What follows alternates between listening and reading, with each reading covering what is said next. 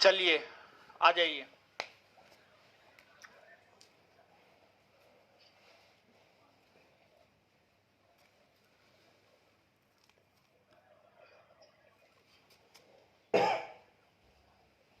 पिछला क्लास में क्या बताए थे वो?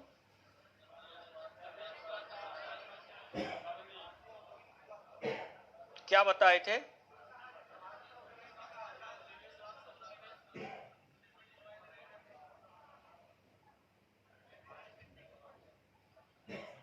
समझाए थे ना?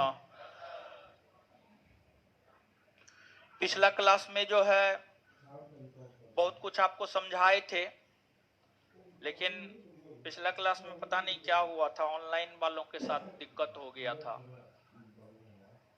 बफरिंग उपरिंग हो गया था, क्या हुआ था हमको भी नहीं पता है। अब इसके अलावे जो है आप लोग पढ़ लीजिएगा नोट को, ठीक है?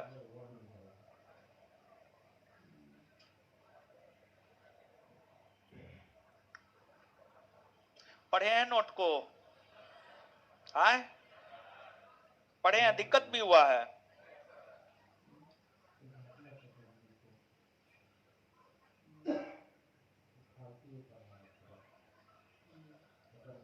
हाँ, पिछले क्लास में ऑनलाइन वालों को दिक्कत हो गया था कुछ।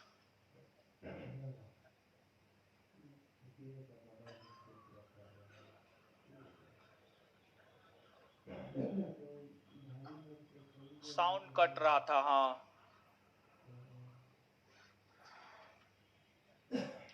आज नहीं ना कट रहा है, देख लीजिए तो।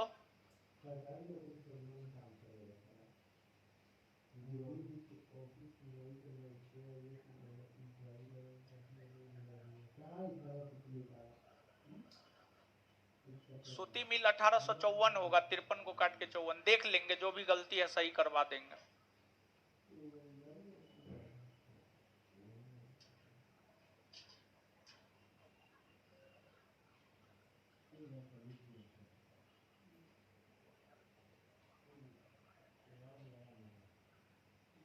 ठीक है ना?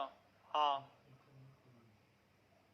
तो पिछले क्लास के चीजों को फिर से लिखवाना है क्या? ऑनलाइन वाले, ऑफलाइन को तो कोई दिक्कत नहीं हुआ था। वीडियो में ही आवाज कटा है, वीडियो में ही आवाज कटा है, हम भी देखे थे। रिकॉर्डेड वीडियो में भी आवाज कटा है,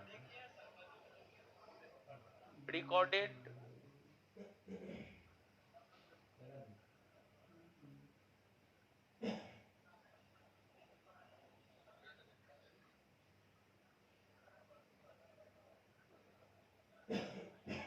रैयतबाड़ी का छठा पॉइंट,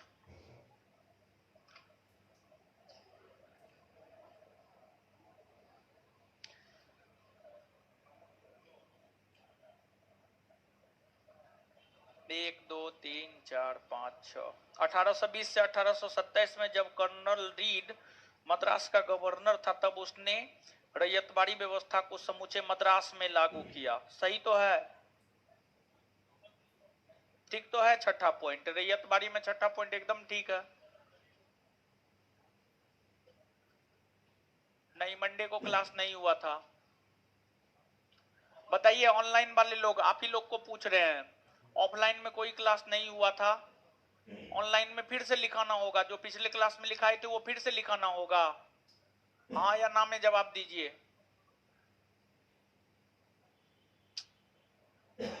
जानते हैं क्लास गड़बड़ हो जाता है ना, दिक्कत हो जाता है। टॉमस मुंड्रो होगा, टॉमस मुंड्रो, और कर्नल रीड दिया हुआ है, नहीं टॉमस मुंडो होगा। हाँ, छठा पॉइंट में कर्नल रीड नहीं, टॉमस मुंडो होगा। हाँ सही बोले हैं, गलती है। छठा पॉइंट में कर्नल रीड मद्रास का गवर्नर था, नहीं टॉमस मुंड्रो होगा यहां पर।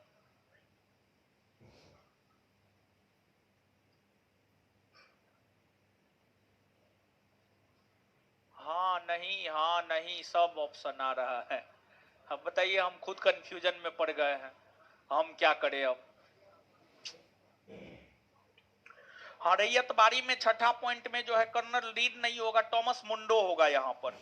कहां पर बोल रहे हैं? पेज नंबर 6 में आइएगा, पेज नंबर 6 में आए, रैयतबाड़ी व्यवस्था में छठा पॉइंट देखिए, 1 2 3 4 5 6, 1820 से 1827 ईस्वी में जब कर्नल रीड मद्रास का गवर्नर था, कर्नल रीड नहीं होगा, टॉमस मुंडो होगा, सॉरी टॉमस मुंड्रो होगा, Thomas Munro, Thomas Munro, Thomas Munro, Thomas Munro होगा।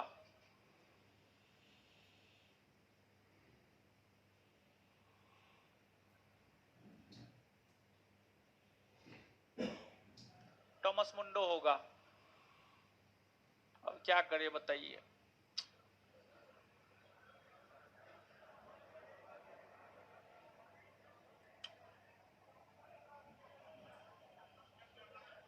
हाँ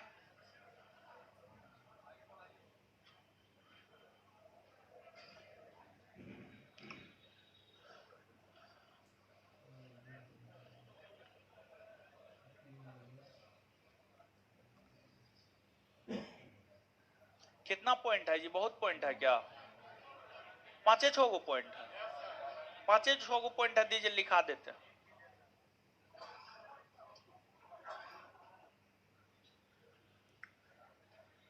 चलिए, कुछ लोग बोल रहे हैं नहीं लिखाइए, कुछ लोग बोल रहे हैं लिखाने के लिए, लिखा ही देते हैं। 5-6 पॉइंट है, ये है,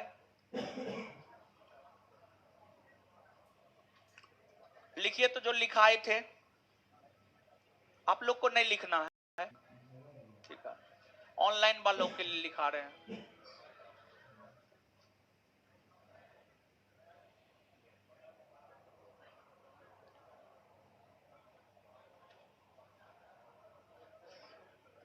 ऑनलाइन वाले जो लोग बोल रहे हैं लिखने के लिए, लिखिए, लिखा रहे हैं।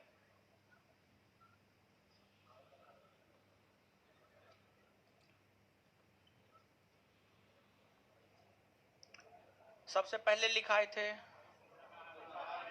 दुबला हाली प्रथा, सबसे पहले लिखवाए थे दुबला हाली प्रथा। हेडिंग मार लीजिएगा, दुबला हाली प्रथा, लिखिए दुबला हाली प्रथा। अब मैसेज करना बंद कीजिए, लिख लीजिए दुबला हाली प्रथा। इस प्रथा का संबंध बंधुआ मजदूरी से है, इस प्रथा का संबंध बंधुआ मजदूरी से है।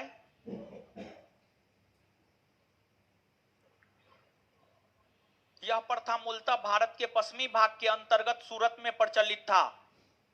यह प्रथा मूलतः भारत के पश्चिमी भाग के अंतर्गत सूरत में प्रचलित था। यह प्रथा मूलतः भारत के पश्चिमी भाग के अंतर्गत सूरत में प्रचलित था।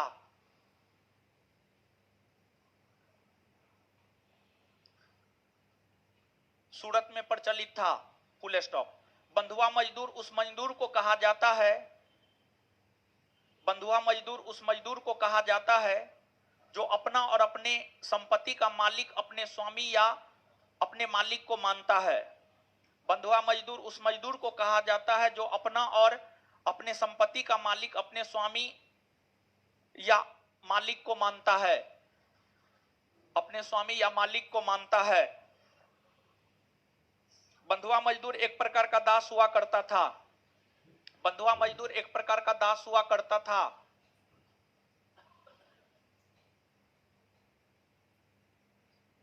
बंधुआ मजदूर एक प्रकार का दास हुआ करता था। आगे, ददनी प्रथा। ददनी प्रथा, यह एक ऐसी प्रथा थी जिसके अंतर्गत, ददनी प्रथा यह एक ऐसी प्रथा थी जिसके अंतर्गत, यह एक ऐसी प्रथा थी जिसके अंतर्गत अंग्रेज भारतीय कृषकों को अग्रिम ऋण उपलब्ध करवाता था। ददनी प्रथा, यह एक ऐसी प्रथा थी जिसके अंतर्गत अंग्रेज भारतीय कृषकों को अग्रिम ऋण उपलब्ध करवाता था। यह एक ऐसी प्रथा थी जिसके अंतर्गत अंग्रेज भारतीय कृषकों को अग्रिम ऋण उपलब्ध करवाता था तथा कच्चे माल अपने मन मुताबिक कम दाम पर खरीदता था, तथा कच्चे माल अपने मन मुताबिक कम दाम पे खरीदता था, तथा कच्चे माल अपने मन मुताबिक कम दाम पे खरीदता था, तथा कच्चे माल अपने मन मुताबिक कम दाम पर खरीदता था। तथा कच्चे माल अपने मन मुताबिक कम दाम पे खरीदता था। कच्चे माल अपने मन मुताबिक कम दाम पे खरीदता था। आगे, अर्नोल्ड ने कहा है कि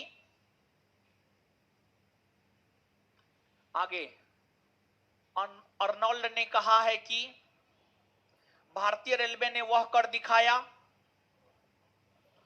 भारतीय रेलवे ने वह कर दिखाया जिसे अकबर और टीपू सुल्तान जैसे शासक नहीं कर सके। भारतीय रेलवे ने वह कर दिखाया जिसे अकबर और टीपू सुल्तान जैसे भारतीय शासक नहीं कर सके, जिसे अकबर और टीपू सुल्तान जैसे भारतीय शासक नहीं कर सके।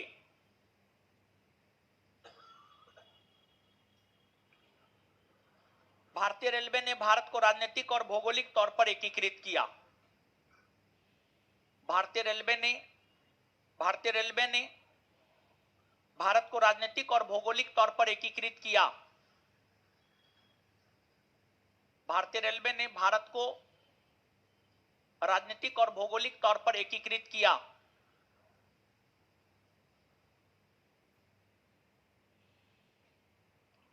भारतीय रेलवे ने भारत को राजनीतिक और भौगोलिक तौर पर एकीकृत किया। आगे, बाल गंगाधर तिलक ने कहा है कि बाल गंगाधर तिलक ने कहा है कि बाल गंगाधर तिलक ने कहा है कि भारत में अंग्रेजों के द्वारा किया गया रेलवे का विकास बाल गंगाधर तिलक ने कहा है कि भारत में अंग्रेजों के द्वारा किया गया रेलवे का विकास बाल गंगाधर तिलक ने कहा है कि भारत में अंग्रेजों के द्वारा किया गया रेलवे का विकास उसी समान है।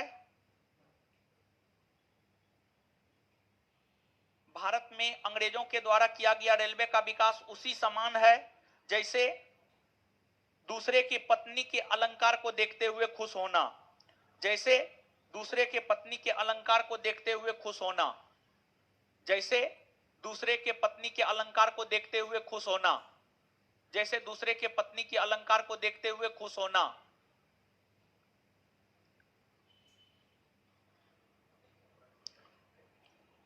आगे, कार्ल मार्क्स ने कहा है कि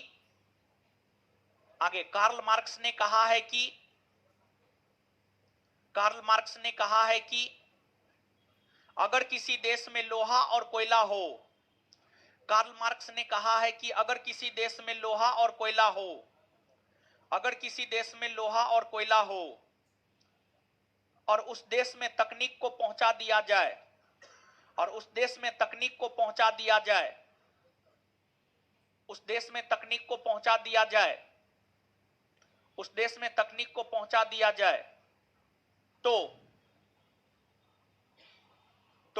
उस देश को आधुनिकीकरण होने से कोई नहीं रोक सकता है।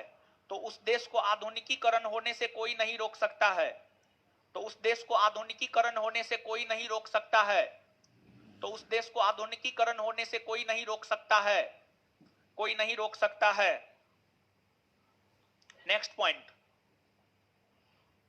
कार्ल मार्क्स ने कहा है कि विश्व के कपड़ों के घर को विदेशी कपड़ों से भर दिया गया है। कार्ल मार्क्स ने कहा है कि विश्व के कपड़ों के घर को विदेशी कपड़ों से भर दिया गया है। कार्ल मार्क्स ने कहा है कि विश्व के कपड़ों के घर को विदेशी कपड़ों से भर दिया गया है। कार्ल मार्क्स ने कहा है कि विश्व के कपड़ों के घर को विदेशी कपड़ों से भर दिया गया है।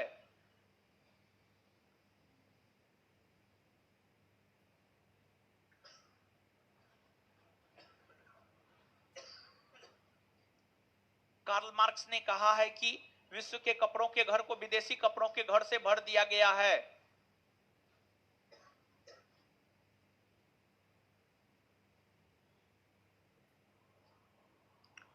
आगे, लॉर्ड विलियम बेंटिक ने कहा है कि बुनकरों की हड्डियों से भारत की भूमि सफेद हो गई है। लॉर्ड विलियम बेंटिक ने कहा है कि बुनकरों की हड्डियों से भारत की भूमि सफेद हो गई है। लॉर्ड विलियम बेंटिक ने कहा है कि बुनकरों की हड्डियों से भारत की भूमि सफेद हो गई है। बुनकरों की हड्डियों से भारत की भूमि सफेद हो गई है।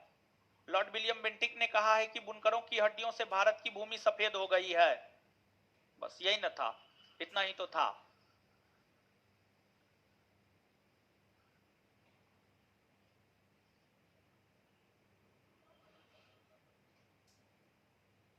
चलिए हो गया, बस इतना ही लिखाए थे और कुछ नहीं लिखाए थे, ठीक है।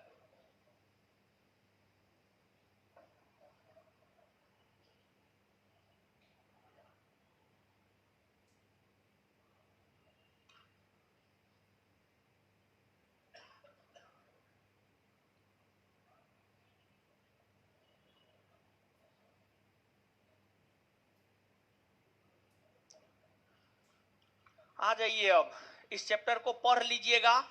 और दूसरी बात यह है कि इस चैप्टर में जहां पर भी आपको लगेगा कि एरर है, जहां पर भी आपको डाउट होगा, तो आप हमसे पूछ लीजिएगा, ठीक है। इसको एक बार पढ़ लीजिएगा। आइए इस चैप्टर के प्रश्न उत्तर को हम लोग देख लेते हैं, और प्रश्न उत्तर के दौरान भी बहुत कुछ जो है आपको क्लियर होगा। आइए प्रश्न उत्तर को देखते हैं।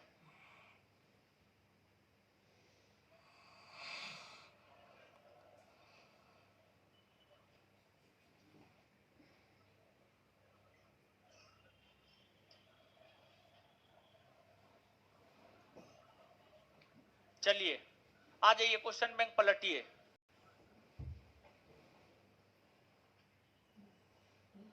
आ जाइए।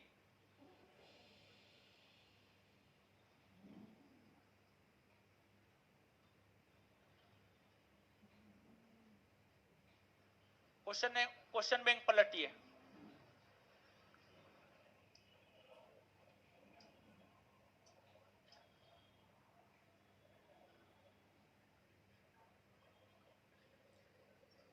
आइए पहला क्वेश्चन।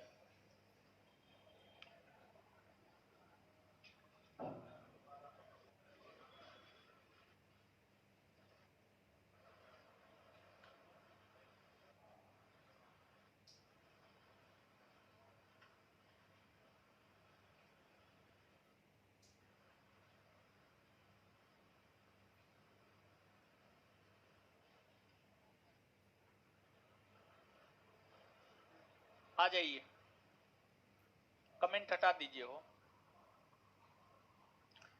पहला क्वेश्चन, अंग्रेजों ने रैयतबाड़ी बंदोबस्त कहां लागू किया था? Bengal presidency, Madras presidency, Bambai presidency, Madras presidency. इसमें जो है ऑप्शन डी में थोड़ा सुधार कर लीजिएगा। मद्रास के जगह लिखिए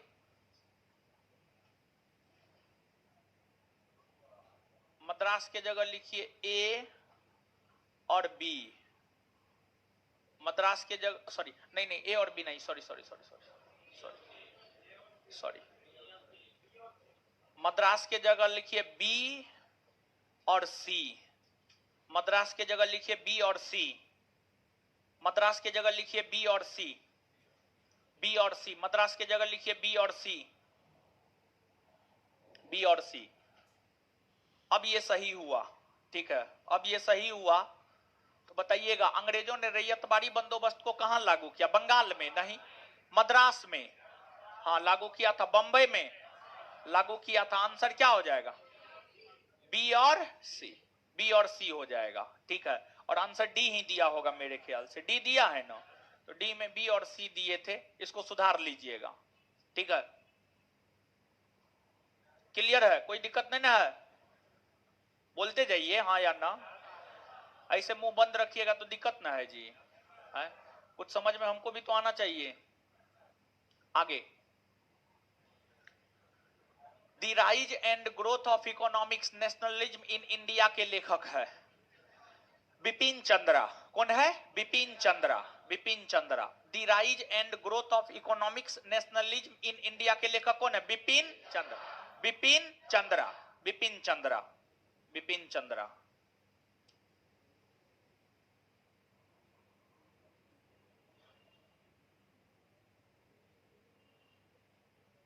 यहां पर 2 नंबर स्टेटमेंट में थोड़ा सुधार कीजिएगा।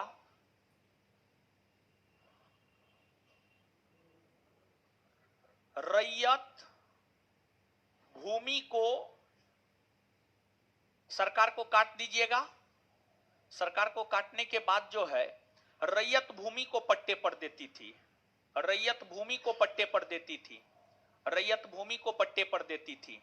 चलिए अब आ जाइए, सुधार लीजिएगा, सरकार को काट दीजिएगा और रैयत के बाद जो है आपको भूमि होगा, भूमि को पट्टे पर देती थी। ठीक है, आ जाइए।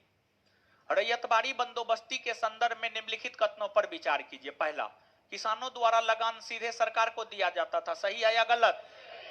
निश्चित तौर पर रैयतबाड़ी बंदोबस्त के अंतर्गत जो है किसान सीधे तौर पर जो है राजस्व सरकार को देता था, क्या है? सही है। रैयत यानी किसान भूमि को पट्टे पर देती थी, हाँ दे सकता था, समझ गए, दे सकता था, सही है ये भी। कर लगाने के पूर्व भूमि का सर्वेक्षण तथा मूल्य निर्धारण किया जाता था, हाँ किया जाता था। रैयतबाड़ी व्यवस्था के अंतर्गत कर लगाने के पूर्व भूमि का सर्वेक्षण और मूल्य निर्धारण किया जाता था। उपर्युक्त में से कौन सा या से कथन सत्य है? 1, 2 और 3। आंसर हो जाएगा डी।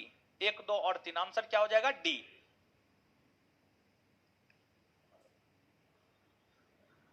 वह प्रथा जिसके तहत किसान स्वयं भूमि का मालिक होता था और सरकार को भू राजस्व के भुगतान के लिए जिम्मेदार मानता था, वह प्रथा जिसके तहत किसान स्वयं भूमि का मालिक होता था और सरकार को भू राजस्व के भुगतान के लिए जिम्मेदार माना जाता था, क्या होगा? रैयतबाड़ी। रैयतबाड़ी, रैयतबाड़ी प्रथा, रैयतबाड़ी प्रथा। अस्थाई बंदोबस्त किसके साथ किया गया था? अस्थाई बंदोबस्त, जमींदारों के साथ, ग्रामीण समुदाय के साथ, मुकदमों के साथ, किसानों के साथ, किसके साथ किया गया? अस्थाई बंदोबस्त अंग्रेजों ने जमींदारों के साथ किया था, किसके साथ किया था? जमींदार। अस्थाई बंदोबस्त अंग्रेजों ने किसके साथ किया था? जमींदारों के साथ किया था, जमींदारों के साथ किया था। पढ़े थे नोट में जाकर के? आए आप लोग तो नहीं पढ़े थे, हमको तो नहीं लगता है पढ़े थे आप लोग। अगर पढ़ते तो ऑनलाइन वाला एगो लड़का कमेंट किया था ना जी, इस नंबर में ये वाला जो है गलत है, ठीक है, किया था कि नहीं किया था? आप लोग कहां कुछ बोले हैं? आप लोग सुधार लिए थे? आए तो हमको बताए कहां? बताए तो नहीं हमको, आप पढ़ते ना है आप लोग, ठीक है। आ जाइए, अब आ जाइए।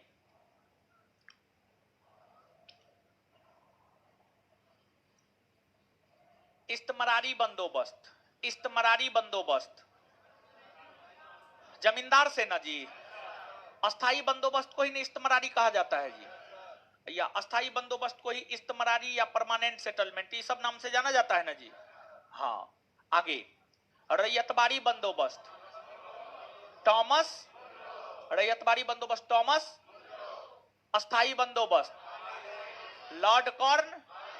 तमिलनाडु के बंधुआ मजदूर बंदोबस्ती से संबंधित है पन्नियाल, कौन संबंधित है? पनियाल। तमिलनाडु के बंधुआ मजदूरी बंदोबस्त से कौन संबंधित है? पनियाल।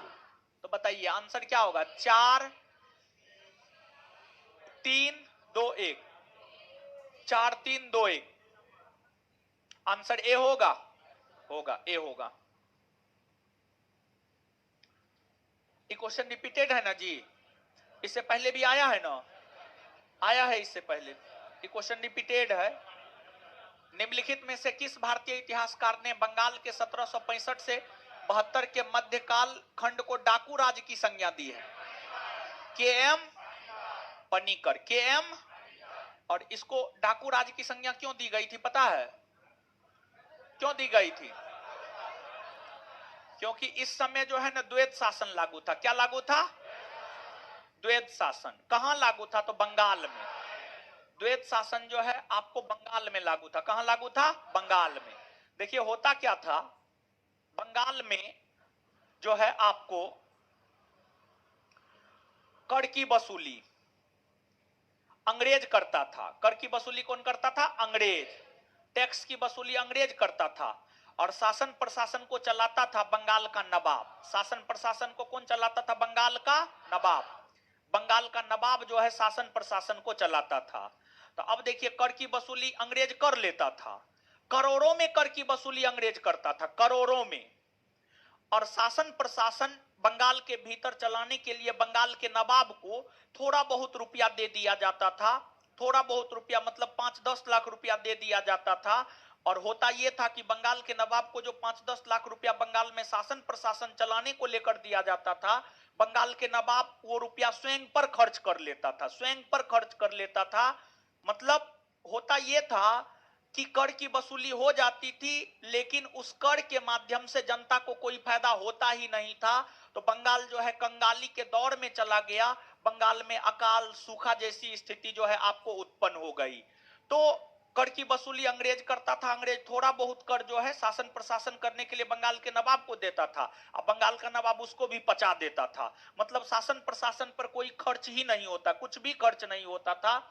यही कारण था कि बंगाल जो है कंगाली के दौर में चला गया। और इसी के मद्देनजर जो है के एम पन्नीकर ने 1765 से 1772 के कालखंड को डाकू राज की संज्ञा दी है। कौन से राज की संज्ञा? डाकू राज, डाकू राज की संज्ञा दी है, याद रखिएगा। तो भारतीय इतिहासकार ने बंगाल के 1765 से 1772 के मध्य कालखंड को डाकू राज की संज्ञा किसने दी है? किसने दी है? के एम पन्नीकर। ददनी प्रथा बताए थे ना जी, आए निम्नलिखित में से ददनी प्रथा किससे संबंधित है? कृषक वर्ग एवं जुलाहों से, मजदूर वर्ग से, भूमिहीन कृषकों से, जनजाति समुदाय से।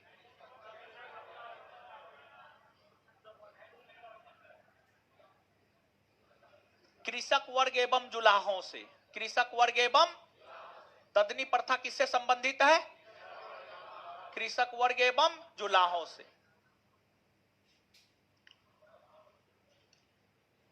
सूची 1 उद्योग और सूची 2 स्थापना वर्ष। देखिए ध्यान दीजिएगा, अगर भारतवर्ष में उद्योग की बात की जाए तो भारतवर्ष में उद्योग का विकास तो अंग्रेजों के द्वारा ही न करना प्रारंभ किया गया। लेकिन क्या वास्तविक तौर पर अंग्रेजों ने भारत में, क्या वास्तविक तौर पर अंग्रेजों ने भारत में उद्योग का विकास किया था? नहीं किया था। अंग्रेज अपने मुताबिक उद्योग का विकास किया था। अंग्रेज जो है अपने मुताबिक उद्योग का विकास किया था, यानी जहां पर अंग्रेजों को लगता था कि फायदा हो रहा है उन उद्योगों का विकास अंग्रेजों ने किया, जहां पर लगता था अंग्रेजों को फायदा नहीं हो रहा है उन उद्योगों का विकास अंग्रेजों ने नहीं किया। बताइए लगता है कितना दिन से वो नहीं सोया है? अरे बाप रे, जगाइए। कितना दिन से नहीं सोए हैं? 3 दिन से नहीं सोए हैं। कहां थे 3 दिन से? आए कहां गए हुए थे जी? यहीं पे थे तो सोते कहां है ना? क्या करते हैं? कुछ करते हैं क्या? तो फिर ऐसे हाथ दिखा रहे हैं 3 दिन से नहीं सोए हैं। नहीं सोने वाला बीमारी हो गया है। क्लासरूम में काहे ओंगते? ओंगना ही है तो जाइए घर पे सोइए आराम से। चलिए उद्योग और स्थापना वर्ष। सूती वस्त्र उद्योग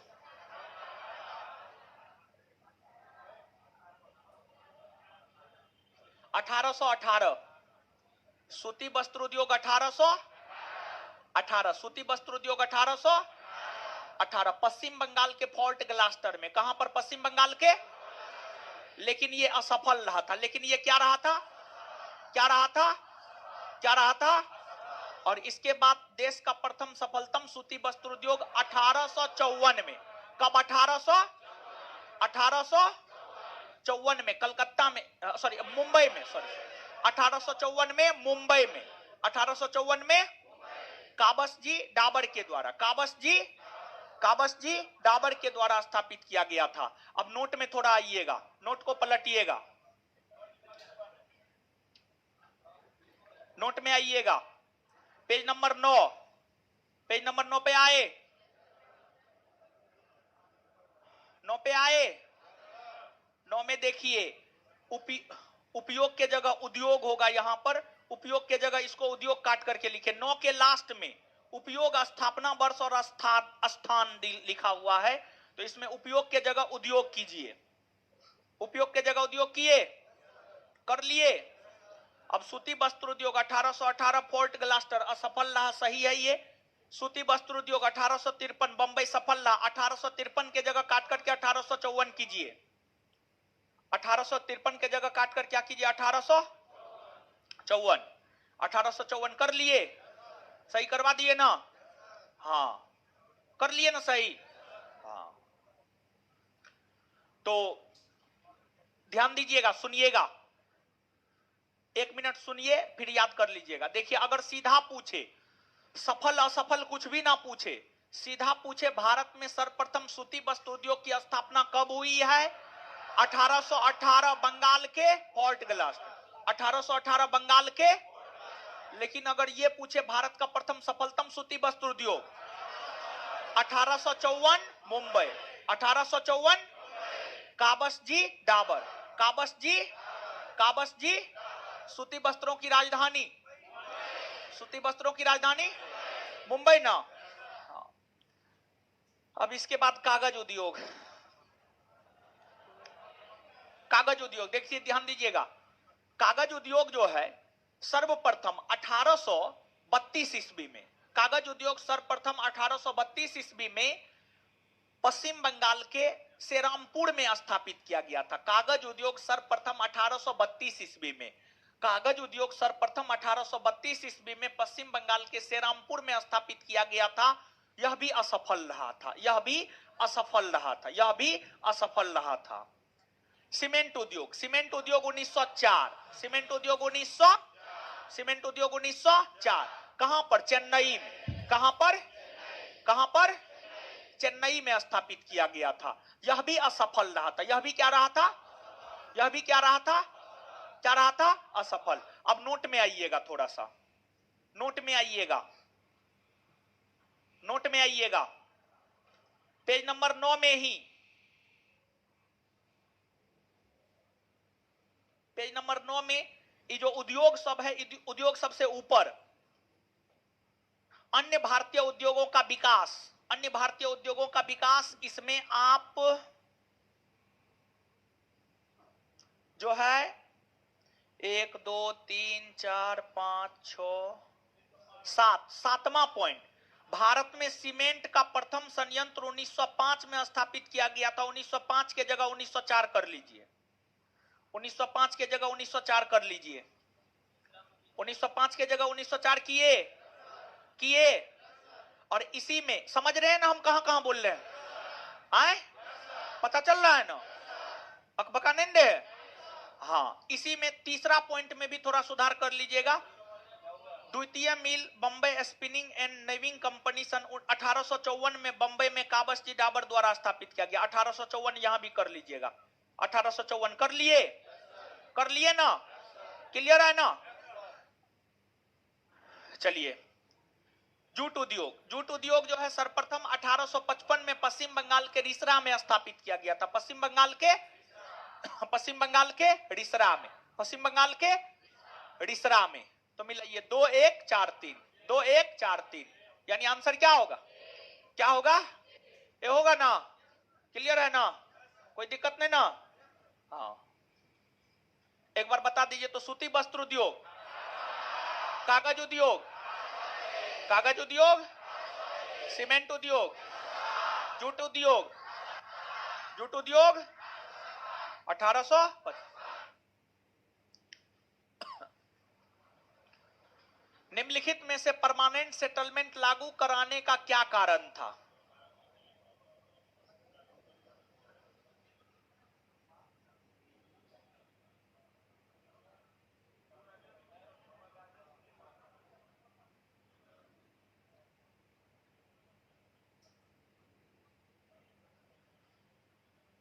भू राजस्व का राजस्व निर्माण करना, आंसर ए होगा, 10 का आंसर ए।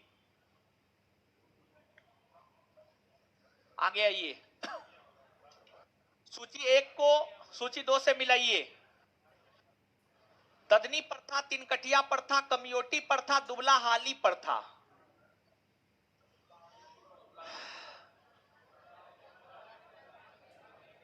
दुबला हाली प्रथा कहां पर चली थी? आए, सूरत में ना? ये बात जानते हैं ना आप? कमियोटी प्रथा जो है बिहार और उड़ीसा में लागू है। कमियोटी प्रथा कहां?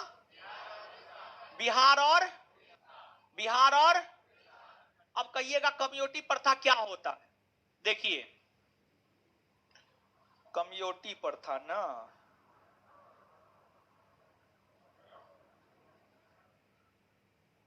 देखिए, कम्युनिटी प्रथा बिहार और उड़ीसा में लागू है, ये तो बात क्लियर है। देखिए, होता यह था कि जो समाज के भीतर बड़े महाजन होते थे,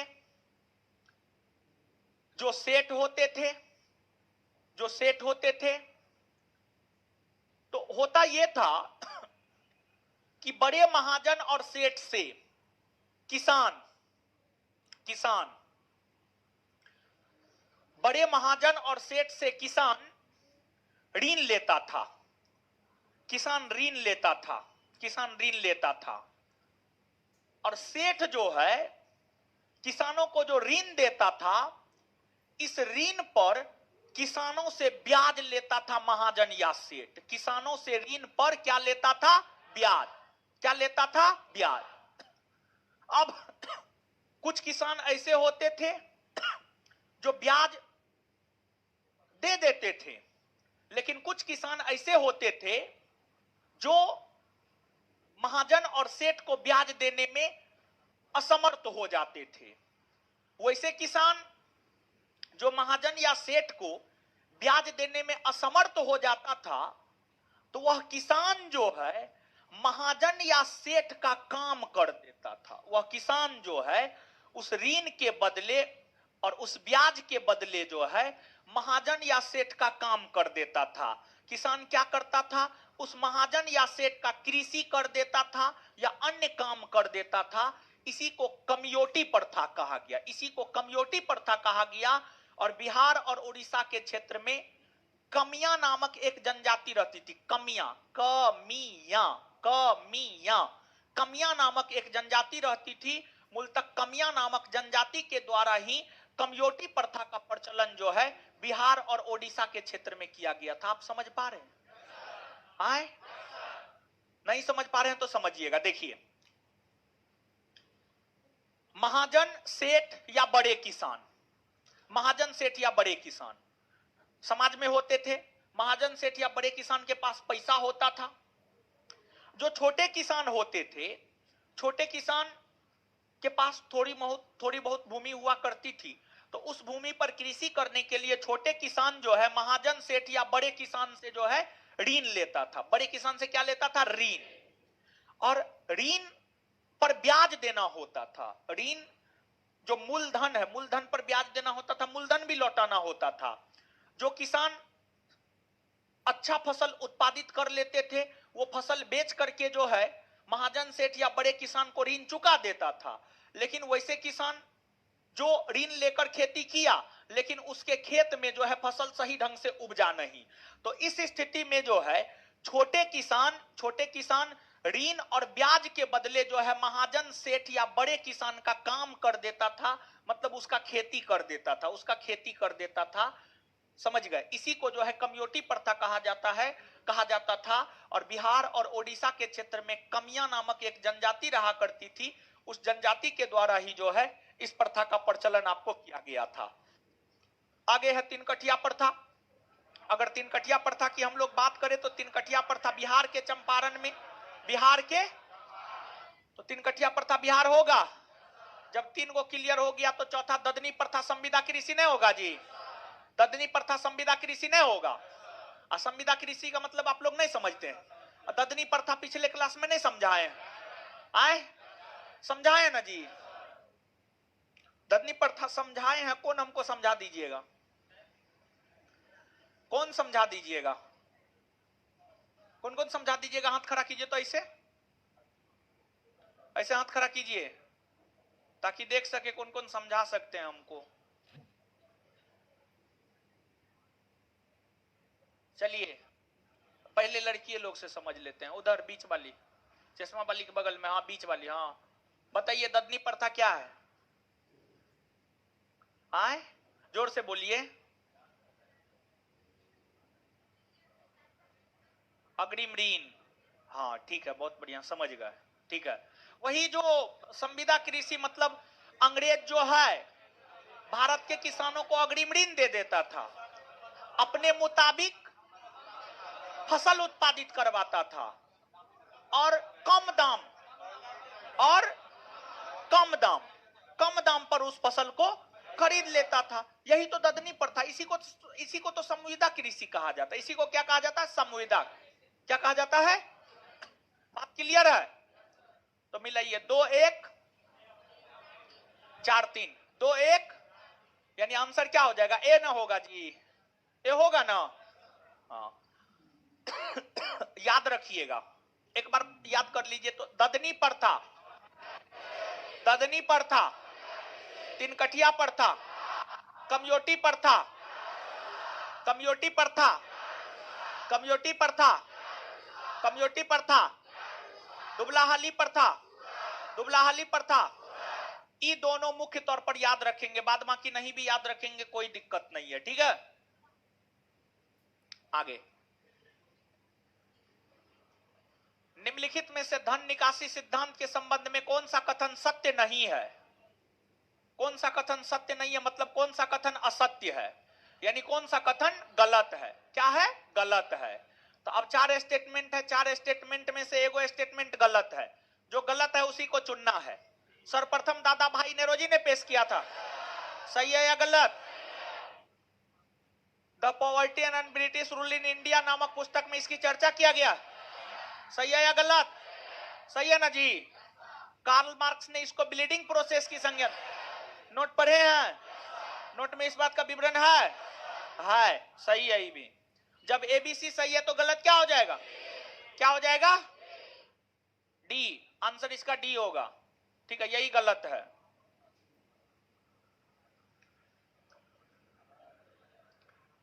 लिबरल पार्टी की टिकट पर हाउस ऑफ कॉमन्स के लिए चयनित होने वाले भारतीय दादा भाई नेरोजी थे। देखिए ध्यान दीजिएगा, आप समझिएगा। जैसे अरविंद केजरीवाल का नाम सुने आप? सुने ना? और आम आदमी पार्टी को राष्ट्रीय पार्टी का दर्जा दे दिया गया आए, और कुछ पार्टी से राष्ट्रीय पार्टी का दर्जा छीन भी लिया गया। पता है किस किस से? Communist party, TMC, NCP. NCP ना? तो देखिए, सुनिए, एक मिनट।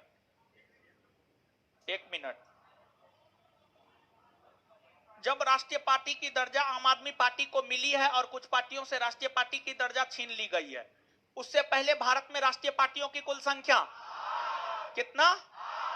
8 था। समझ गए? 8 था, और 8 में से 3 से राष्ट्रीय पार्टी का दर्जा ले लिया गया। 3 से ले लिया गया नहीं, तो 8 में से 3 जाएगा कितना? 5, और एगो आम आदमी पार्टी को दे दिया गया है, यानी टोटल कितना हो जाएगा? वर्तमान में भारत में राष्ट्रीय राजनीतिक पार्टी की संख्या कितना है? 6 ना है जी। और हाल फिलहाल में किसको दिया गया? आम आदमी। और किस 3 से छीन लिया गया है? टीएमसी, एनसीपी और सीपीआई ना? तृणमूल कांग्रेस, नेशनलिस्ट कांग्रेस पार्टी और सीपीआई, इन तीनों से छीन लिया गया। इन तीनों से छीन लिया गया है। और किसी भी पार्टी को राष्ट्रीय पार्टी का दर्जा देता कौन है? Election commission of. अब यहां पर समझिएगा, जैसे अरविंद केजरीवाल, ये क्वेश्चन अरविंद के थोड़ा सा बता देते हैं, समझिएगा। अरविंद केजरीवाल जो है, अन्ना हजारे आंदोलन से ना उसकी उत्पत्ति हुई है जी, हुई है ना? और अन्ना हजारे विशुद्ध गांधीवादी नेता माने जाते हैं। सत्ता या पद से उनको कोई लोभ नहीं है। तो अन्ना हजारे जो है समय समय पर आंदोलन अपना करते रहते हैं, अहिंसक आंदोलन समय समय पर करते रहते हैं। तो अन्ना हजारे आंदोलन से ही अरविंद केजरीवाल की उत्पत्ति हुई। और अरविंद केजरीवाल का ऐसा मानना था कि सिस्टम के भीतर जाकर के सिस्टम को सुधारा जा सकता है, सिस्टम के भीतर जाकर के सिस्टम को सुधारा जा सकता है, सिस्टम के बाहर से सिस्टम को नहीं सुधारा जा सकता है। तो इसी विचारधारा के थे दादा भाई नेरोजी। दादा भाई नेरोजी जो है अपने जीवन का काफी समय लंदन में गुजारे। दादा भाई नेरोजी लंदन में रहते हुए भारतीयों के हक और अधिकार की मांग को लगातार उठाते रहे। दादा भाई नेरोजी लंदन के भीतर भारतीयों के हक और अधिकार की मांग को लगातार उठाते रहे। लेकिन उससे भारतीयों को कोई फायदा नहीं हुआ। तत्पश्चात दादा भाई नेरोजी ने यह सोचा कि क्यों ना ब्रिटिश संसद का सदस्य बनकर भारतीयों के मांग को उठाया जाए। तो 1892 में इंग्लैंड में आम चुनाव हुआ और उस आम चुनाव में फिन्सबरी क्षेत्र से, उस आम चुनाव में फिन्सबरी क्षेत्र से लिबरल पार्टी यानी उदारवादी पार्टी, फिन्सबरी क्षेत्र से उदारवादी पार्टी के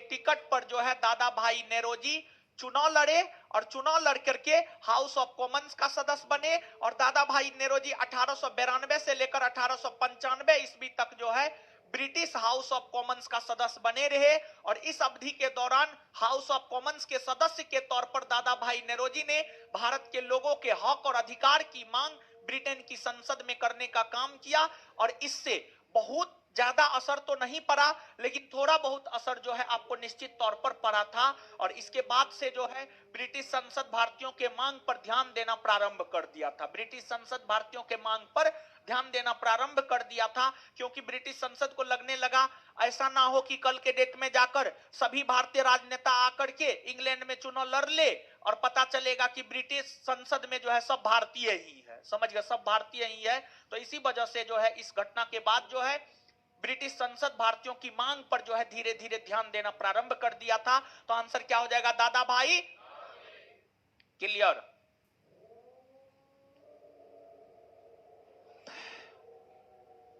निम्नलिखित में से कौन ब्रिटिश आर्थिक नीति को घिनौनी नीति मानता था? Karl Marx. कौन मानता था? Karl Marx. कहां का था जी? जर्मनी का ना था जी, जर्मनी का ना था। देखिए ब्रिटेन में, सॉरी ब्रिटेन नहीं, यूरोप में 17वीं 18वीं सदी में तो दो महाशक्ति, ब्रिटेन और फ्रांस। लेकिन बाद में जाकर 19वीं 20वीं सदी में एक और महाशक्ति का उदय हुआ, जर्मनी। और जर्मनी के विद्वानों ने, जर्मनी के बुद्धिजीवियों ने ब्रिटेन की आर्थिक नीति, फ्रांस की आर्थिक नीति की आलोचना की। तो जो कार्ल मार्क्स थे, जो कि जर्मनी के रहने वाले थे, इन्होंने ब्रिटिशों की आर्थिक नीति की आलोचना की। और कार्ल मार्क्स ने ब्रिटिश की आर्थिक नीति को घिनौनी नीति कहा है। क्या कहा है? तो निम्नलिखित में से कौन ब्रिटिश आर्थिक नीति को घिनौनी नीति मानता था? निम्नलिखित में से कौन ब्रिटिश आर्थिक नीति को घिनौनी नीति मानता था? कौन मानता था? Karl Marx. निम्नलिखित में से इकोनॉमिक्स हिस्ट्री ऑफ इंडिया नामक पुस्तक के लेखक R C Dutt, Ramesh Chandra. Economic history of India नामक पुस्तक के लेखक कौन है? इकोनॉमिक हिस्ट्री ऑफ इंडिया नामक पुस्तक के लेखक, इकोनॉमिक हिस्ट्री ऑफ इंडिया नामक पुस्तक के लेखक आरसी दत्त। आगे आइएगा। निम्नलिखित में से प्रथम अकाल आयोग किस गवर्नर जनरल के कार्यकाल में गठित हुआ? लॉर्ड लिटन के समय। लॉर्ड लिटन के समय प्रथम अकाल आयोग 1878 ईस्वी में रिचर्ड एस्ट्रेची की अध्यक्षता में गठित हुआ। लॉर्ड लिटन के समय 1878 ईस्वी में प्रथम अकाल आयोग रिचर्ड एस्ट्रेची की अध्यक्षता में गठित हुआ, जिसे एस्ट्रेची आयोग कहा गया। अब देखिएगा, एक बात बता देते हैं, कुछ किताब जो है यह लिखता है कि एस्ट्रेची आयोग का गठन रिचर्ड एस्ट्रेची की अध्यक्षता में 1880 ईस्वी में हुआ, समझिए 1880 ईस्वी में हुआ। और कुछ किताब 1878 लिखता है। मेरे ख्याल से 1878 ज्यादा ऑथेंटिक है, ज्यादा सही है। लॉर्ड लिटन के समय 1878 में। अब नोट में आइएगा, थोड़ा सा सुधार कीजिएगा।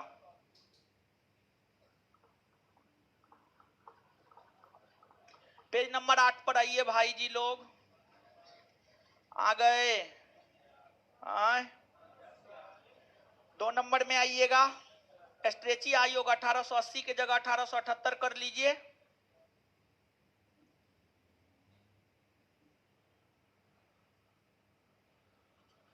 Page number 8। ब्रिटिश कालीन समिति, पेज नंबर 8 ब्रिटिश कालीन समिति, पेज नंबर 8 ब्रिटिश कालीन समिति। स्ट्रेची आयोग 1880 के जगह 1878, 2 नंबर में है स्ट्रेची आयोग। सही किए, कर लिए ना?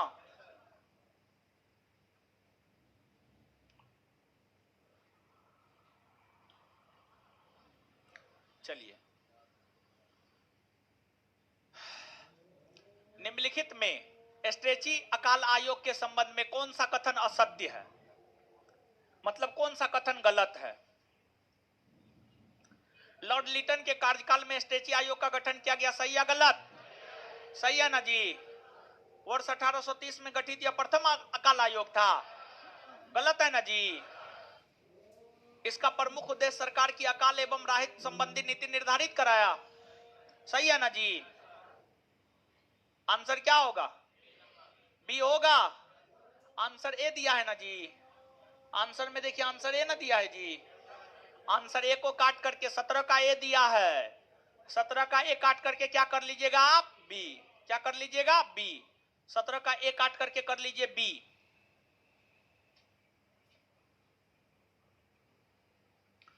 चलिए, ये क्वेश्चन जो है थोड़ा अस्पष्ट है, ठीक है, इसको काट लीजिए। आगे आ जाइए। निम्नलिखित में दादा भाई नेरोजी के अनुसार स्वराज का अर्थ स्वशासन, स्वराज का अर्थ, दादा भाई नेरोजी के अनुसार स्वराज का अर्थ क्या है? स्वशासन ना जी, स्वशासन ना, हाँ स्वशासन। क्या? स्वशासन। चलिए, एक बात बताइए, भारत में सर्वप्रथम स्वराज शब्द का प्रयोग किसने किया? स्वामी दयानंद सरस्वती। स्वामी दयानंद। कांग्रेस के मंच से सर्वप्रथम स्वराज शब्द का प्रयोग किसने किया? दादा भाई। दादा भाई। कांग्रेस के किस अधिवेशन में पहली बार पूर्ण स्वराज का प्रस्ताव रखा गया था? 1925 का कानपुर अधिवेशन, 1925 का पहली बार रखा गया था। और पूर्ण स्वराज के प्रस्ताव को कांग्रेस ने पारित कब किया? 1929 का लाहौर अधिवेशन, 1929 का लाहौर अधिवेशन। और स्वराज शब्द को परिभाषित कांग्रेस ने कब किया? 1931 का कराची अधिवेशन, 1931 का। तो स्वराज से संबंधित 5 गो स्टेटमेंट बोले। कितना स्टेटमेंट? 5। ध्यान से सुनिएगा। पहली बार स्वराज शब्द का प्रयोग स्वामी दयानंद सरस्वती ने किया। स्वामी दयानंद। कांग्रेस के मन से स्वराज शब्द का प्रयोग सर्वप्रथम दादा भाई नेरोजी ने। दादा भाई। स्वराज संबंधी प्रस्ताव सर्वप्रथम कांग्रेस के किस अधिवेशन में रखा गया? 1925 के कानपुर। पूर्ण स्वराज के प्रस्ताव को कांग्रेस ने पारित किस अधिवेशन में? 1929 का लाहौर। स्वराज शब्द को परिभाषित कांग्रेस ने अपने किस अधिवेशन में किया? 1931 का कराची अधिवेशन। याद रखिएगा। दादा भाई नेरोजी के अनुसार स्वराज का अर्थ क्या है? क्या है? स्वशासन। निम्नलिखित में poverty and British rule in India नामक पुस्तक प्रकाशित कब हुई है? 1901। 1900। निम्नलिखित में poverty and British rule in India नामक पुस्तक प्रकाशित कब हुई है? निम्नलिखित में poverty and British rule in India नामक पुस्तक प्रकाशित कब हुई है? कब हुई है? निम्नलिखित में poverty and British rule in India नामक पुस्तक प्रकाशित कब हुई है? 1901 ना। भारत में अस्थायी बंदोबस्त लागू किया गया।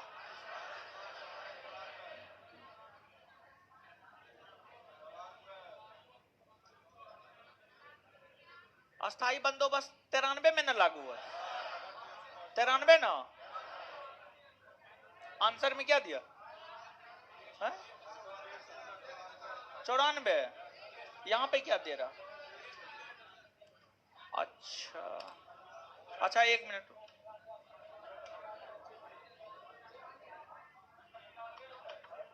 93 होगा। 22 मार्च 1793 होगा। 22 मार्च 1700। सेट में क्वेश्चन है, दिखाइएगा हमको थोड़ा सा। रुकिए 1 मिनट देख लेते हैं। है मेरे पास, रुकिए ना 1 मिनट देखते हैं।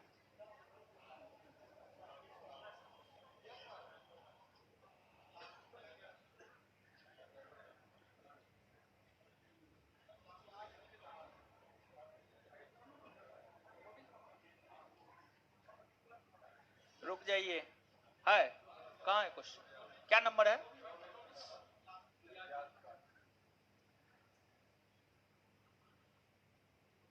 समझ में नहीं आता है क्वेश्चन, अलग ना है जी, मुंह तोड़ देंगे हम 1 मिनट में।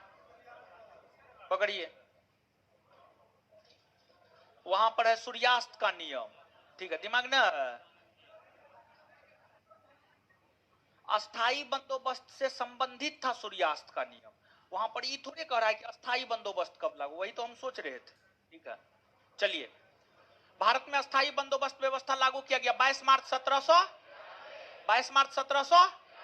अस्थाई बंदोबस्त के अंतर्गत सूर्यास्त कानून लागू हुआ है 1794।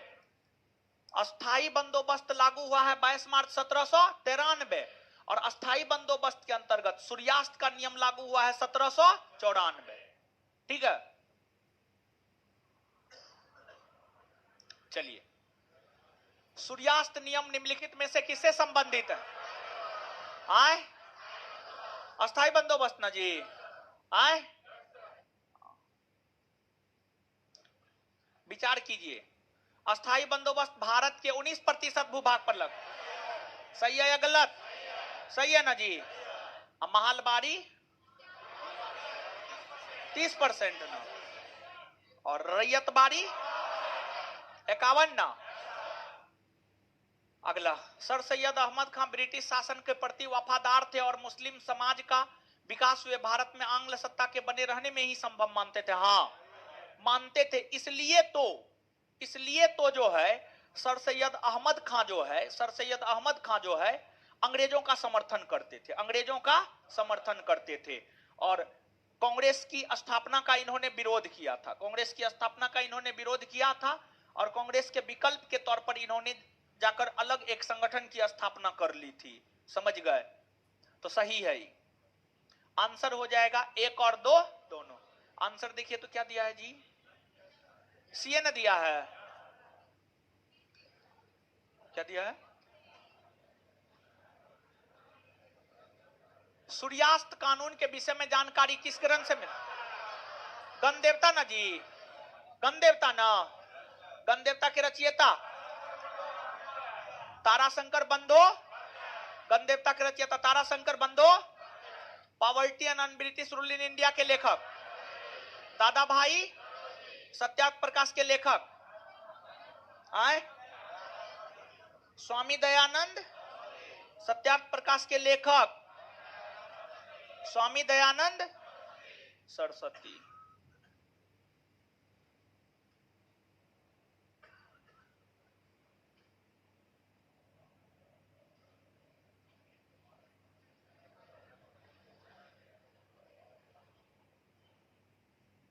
यहां पर होगा केवल 1 और 2, इसको सुधारिए, केवल 1 और 2 सुधारिए, सुधार लीजिए, सुधार लिए।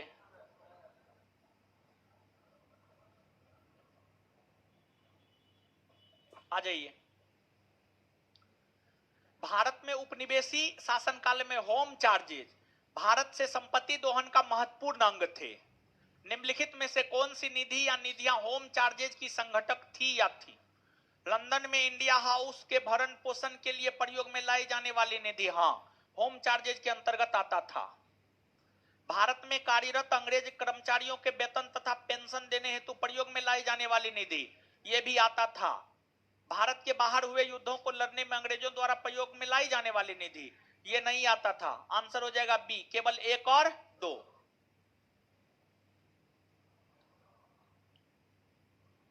शब्द इंपीरियल प्रेफरेंस का प्रयोग किया जाता था। भारत में ब्रिटिश आयातों पर दी गई विशेष रियायत के लिए, ब्रिटिश नागरिकों द्वारा किए जा रहे प्रजातीय भेदभाव के लिए, ब्रिटिश हित के लिए किए जा रहे भारतीय हित के दमन के लिए, भारतीय रियासतों के राजाओं पर ब्रिटिश पॉलिटिकल एजेंटों को दी जा रही तरजीह के लिए। आंसर ए होगा। शब्द इंपीरियल प्रेफरेंस भारत में ब्रिटिश आयातों पर दी गई ब्रिटिश रियासतों के लिए, भारत में ब्रिटिश आयातों पर दी गई विशेष रियायतों के लिए, सॉरी, विशेष रियायतों के लिए। यानी कहने का मतलब क्या हुआ जानते हैं? आयात निर्यात समझते हैं जी? आए आयात का मतलब क्या होता है? वस्तु खरीदना। वस्तु यानी ब्रिटेन से भारत में जो वस्तु आयात किया जाता था उस पर विशेष रियायत दिया जाता था, उसी के लिए इंपीरियल प्रेफरेंस शब्द का प्रयोग किया गया है, यानी छूट दी जाती थी। ब्रिटिश शासन के दौरान भारत में उद्योगों का कोई स्वतंत्र विकास नहीं हुआ। इसका कारण था भारी उद्योगों का अभाव, विदेशी पूंजी की कमी, प्राकृतिक संसाधनों की कमी, धनिक वर्ग द्वारा भू संपत्तियों में निवेश करने को तरजीह दिया जाना। देखिए, भारी उद्योग का अभाव तो था नहीं, प्राकृतिक संसाधनों की भी कोई कमी नहीं थी।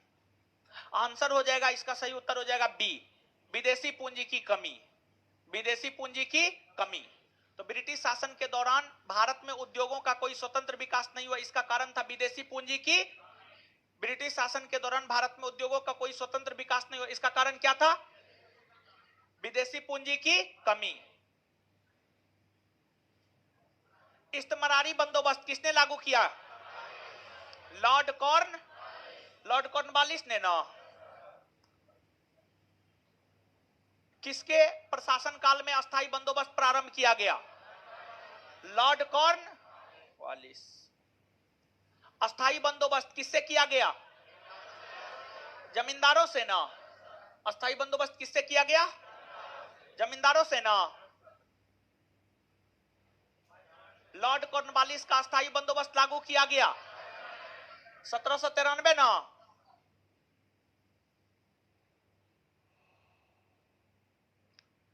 सत्रह सौ 93 में लॉर्ड कॉर्नवालिस की भू व्यवस्था प्रणाली लागू होने के बाद कानूनी विवादों की प्रवृत्ति में बढ़ोतरी देखी गई थी। निम्नलिखित प्रावधानों में से किस एक को सामान्यतया इसके कारक के रूप में जोड़कर देखा जा सकता है? रैयत की तुलना में जमींदार की स्थिति को अधिक सशक्त बनाना, यानी किसान के तुलना में जमींदार को अधिक शक्ति प्रदान करना। ईस्ट इंडिया कंपनी को जमींदारों का अधिपति बनाना, न्यायिक पद्धति को अधिक कार्यकुशल बनाना। उपर्युक्त ए, बी तथा सी कथनों में से कोई भी सही नहीं है।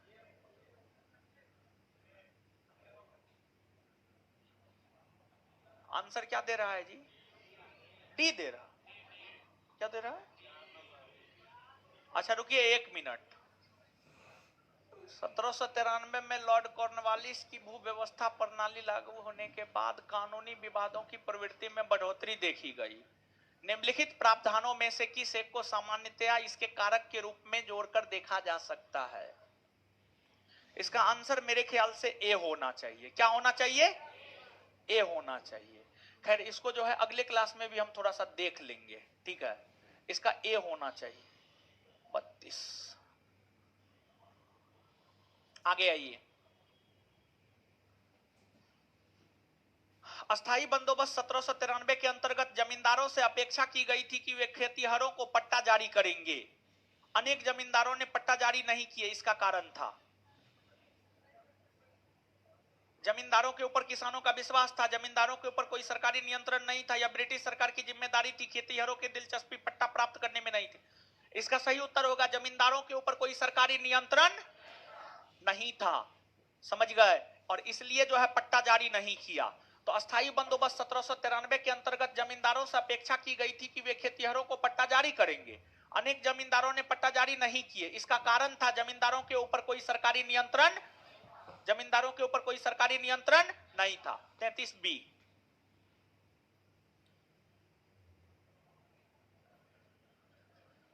बिहार में परमानेंट सेटलमेंट लागू करने का कारण भू राजस्व का राजस्व निर्णय करना।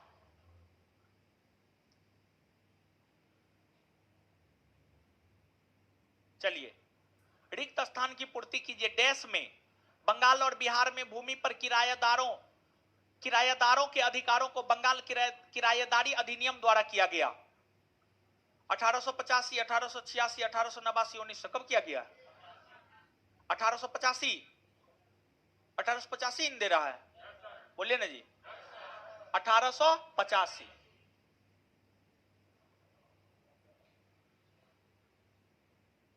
चलिए, निम्नलिखित में से कौन ब्रिटिश शासन के दौरान भारत में रैयतवारी बंदोबस्त के प्रारंभ किए जाने से संबंधित था?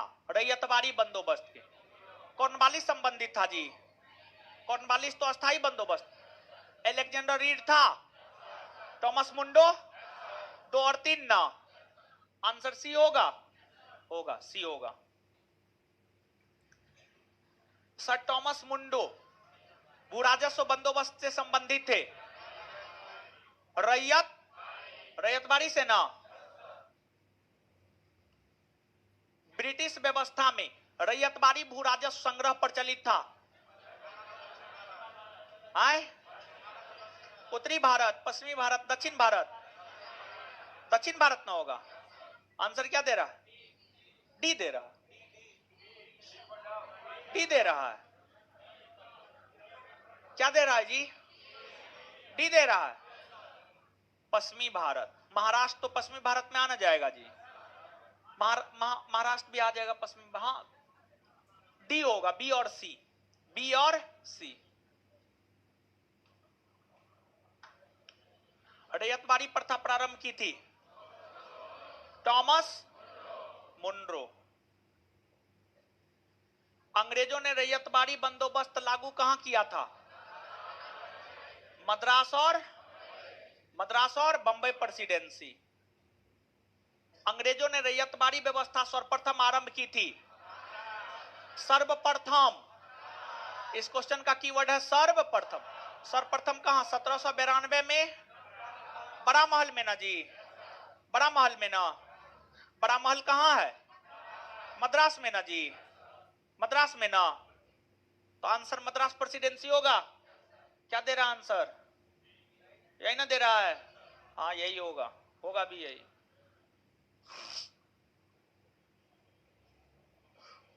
क्वेश्चन रिपीट ना है जी। आए बोलिए नो। आंसर क्या होगा? सी नो होगा जी। 1, 2 और 3 ना।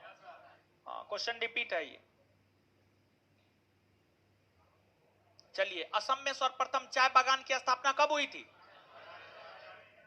1835, 1837, 1839, 1841, 1839, 1839।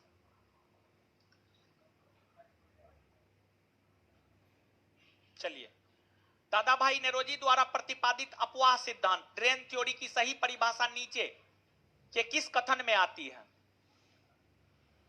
देश के संसाधनों का उपयोग ब्रिटेन के हित में किया जा रहा था। भारत की राष्ट्रीय संपदा का एक भाग अथवा कुल वार्षिक उत्पाद ब्रिटेन को निर्यात कर दिया जाता था, जिसके लिए भारत को कोई वास्तविक प्रतिफल नहीं मिलता था। साम्राज्यवादी शक्ति के संरक्षण में ब्रिटिश उद्योगपतियों को भारत में निवेश के अवसर दिए जाते थे। भारत में ब्रिटिश सामान का आयात किया जाता था और जो देश को दिन प्रतिदिन अधिकाधिक गरीब बनाया जाता था। बताइए इसका सही उत्तर होगा बी। क्या होगा? बी होगा। समझिए बी होगा। दादा भाई नेरोजी द्वारा प्रतिपादित अपवाह सिद्धांत यानी ड्रेन थ्योरी की सही परिभाषा यह है कि भारत की राष्ट्रीय संपदा का एक भाग अथवा कुल वार्षिक उत्पाद ब्रिटेन को निर्यात कर दिया जाता था, जिसके लिए भारत को कोई वास्तविक प्रतिफल नहीं मिलता था। जिसके लिए भारत को कोई वास्तविक प्रतिफल नहीं मिलता था। आंसर बी होगा।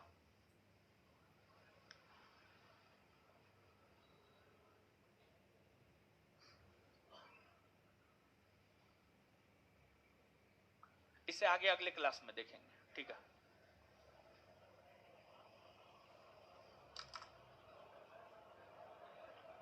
बैठे रहिए, अकबकाइए ना।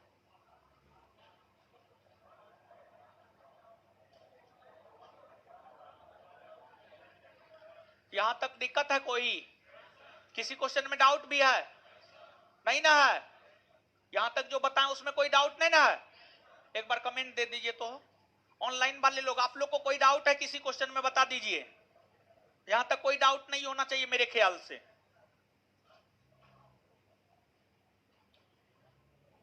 कितना क्वेश्चन है जी?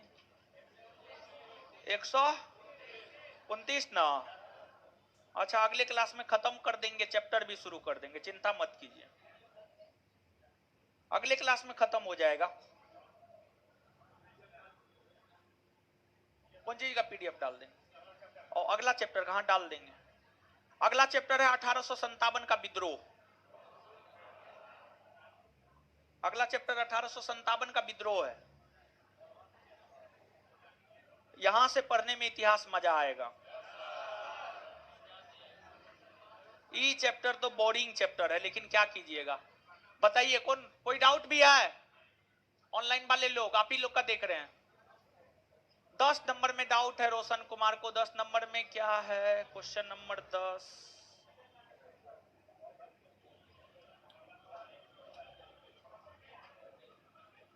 दस का आंसर ए होगा। ए होगा।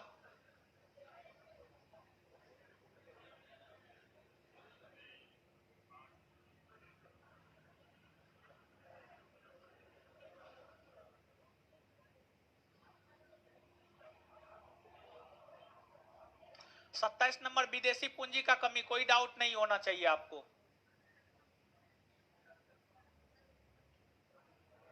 नहीं, विदेशी पूंजी का कमी सही है।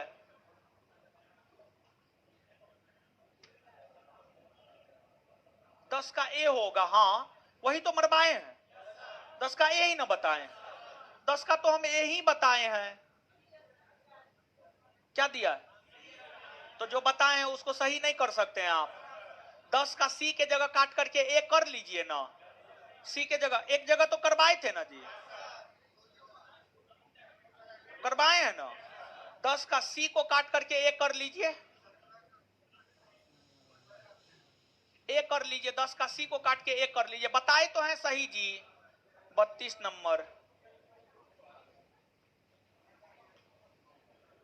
32 नंबर तो बोले हैं अगले दिन देखेंगे। ये सबको ऐसे फालतू का डाउट रहता है, झूठ मूठ का डाउट रहता है।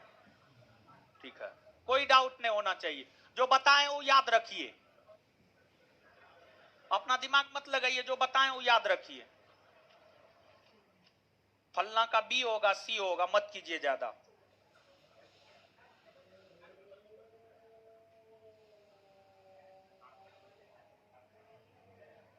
छब्बीस का नहीं बताए हैं।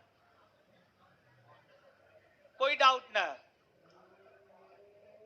जो बताएं वो याद रखिए अपना।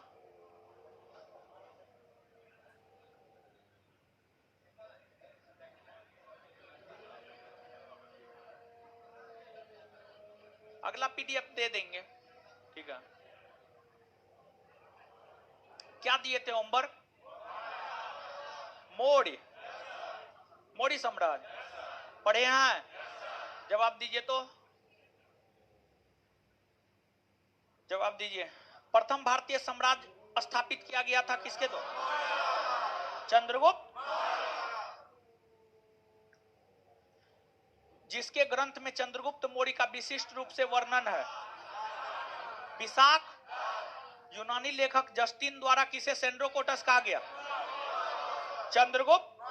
सेंड्रोकोटस से चंद्रगुप्त मौर्य की पहचान किसने किया? विलियम जॉन्स ने ना। कौटिल्य के अर्थशास्त्र एक पुस्तक है। शासन के। कौटिल्य किसका प्रधानमंत्री था? चंद्रगुप्त मौर्य का। पाटलिपुत्रा में स्थित चंद्रगुप्त का महल किसका बना हुआ? लकड़ी का ना। डायमेकस किसके समय भारत आया था? बिंदुसार ना। मालवा, गुजरात और महाराष्ट्र को किस शासक ने पहली बार?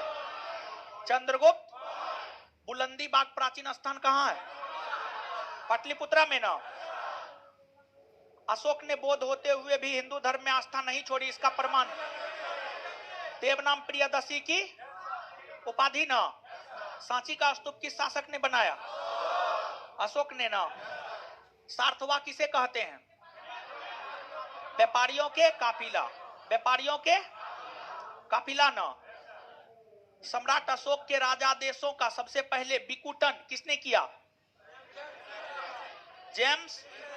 अशोक के शिलालेख को पढ़ने में सर्वप्रथम सफलता? जेम्स। ब्राह्मी लिपि को सर्वप्रथम किसने पढ़ा? अशोक के शिलालेखों में प्रयुक्त भाषा? प्राकृत। कौन? प्राकृत ना।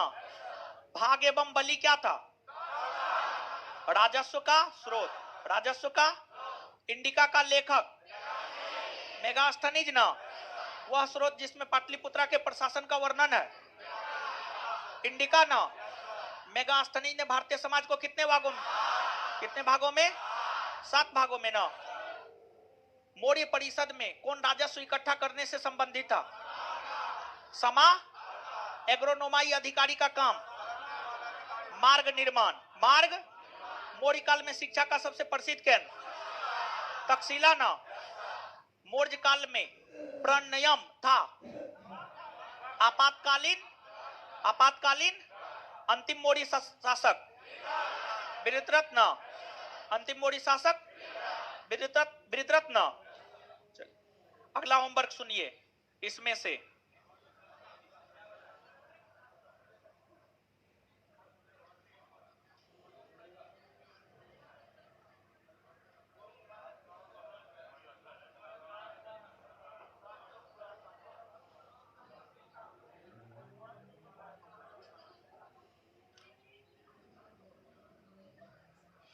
अगला होमवर्क मौर्योत्तर काल, चैप्टर नंबर 10। इससे चैप्टर नंबर 10 मौर्योत्तर काल, चैप्टर नंबर 10 मौर्योत्तर काल। चलिए, इसमें बिहार से संबंधित न था जी, पेज नंबर 51 न था। अगला होमवर्क है पेज नंबर 52। क्या है पेज नंबर 52? पूरा 52 पूरा। और स्पेशली जो है ना, हिमालय पर्वत शिखर और अन्य पर्वत शिखर का ऊंचाई नहीं याद रखना है, कौन राज्य में है इस बात को याद रखना है, ठीक है? तो सिर्फ और सिर्फ पर्वत दे रहे हैं, ठीक है? और जो है कौन देश में है, कौन पर्वत कौन राज्य में, सिर्फ इतना ही दे रहे हैं। विश्व के प्रमुख मरुस्थल नहीं दे रहे हैं। हिमालय का प्रसिद्ध पर्वत शिखर, यानी पेज नंबर 52 में आधा। पेज नंबर 52 में कितना? आधा।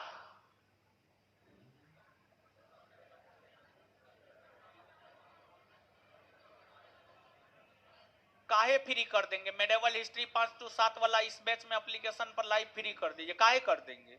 काहे कौन काहे कर देंगे? क्यों कर देंगे? है? पढ़ा दिए हैं, रिकॉर्डेड वीडियो है, जाके देखिए अपना।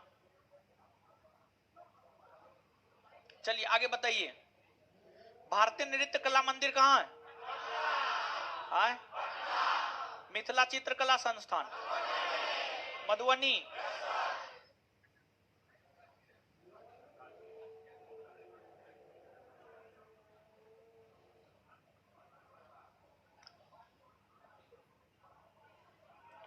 स्लेट कांतरित होकर क्या बनता है? फाइलाइट कांतरित होकर क्या बनता है? शिस्ट ना। अच्छा, बलुआ पत्थर कैसा चट्टान है? अब शादी ना। ग्रेनाइट कैसा चट्टान? आग्नेय ना। यूराल पर्वत कौन देश में? रूस में ना। रूस में ना। इससे आगे अगला वाला पेज देख लीजिएगा, ठीक है? हिमालय का प्रसिद्ध शिखर माउंट एवरेस्ट नेपाल में है, और केटू लद्दाख में है, कंचनजंगा सिक्किम में है। इसको देख लीजिएगा। बात क्लियर है? चलिए, इससे आगे अगला पेज दिए हैं 52 नंबर में आधा। हिमालय का प्रसिद्ध पर्वत शिखर, भारतीय पर्वत शिखर एवं अवस्थिति। मार्केट में मिल रहा है क्वेश्चन बैंक। हाँ, एमडी समीम, हाँ, नया वाला घटना चक्र है। चलिए, धन्यवाद।